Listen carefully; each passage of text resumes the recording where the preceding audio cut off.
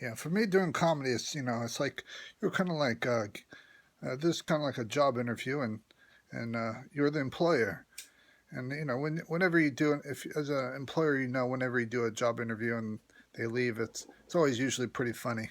You think afterwards, those, and the person who's doing the interview, of course, that's rough. You got to go in and you got to do an interview, so it's a hard part of life going in and doing the interview. But here goes the interview. To tell you a little bit about myself when I interview. I have very few hobbies, because my main hobby takes up all my time. It's been looking for the Holy Grail. Been looking for it for a long time, and it takes up most of my time. It's a worldwide search. So I found out that the Holy Grail is actually 800 years older before the birth of Christ, and at that time it was called the best Grail around. Everyone knew this was the best Grail anybody could have. And Jesus wasn't even a thought at this time when this Grail first came on the scene.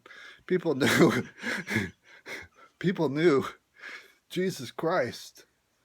Didn't know Jesus Christ was going to come. I mean, this was just a really good Grail. And 800 years later, Jesus is born, has his whole adventures in Palestine.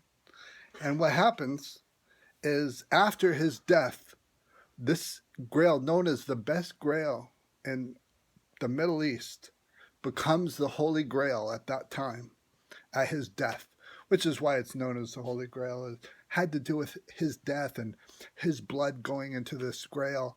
And it was already, I mean, people knew. I mean, this Grail was excellent. So it was just a natural transition to Holy Grail. But unfortunately, in the subsequent years, it became lost. And everyone, including myself especially, has been searching for the Holy Grail. And that's what I do usually. That's usually what I do day to day, and it's a living.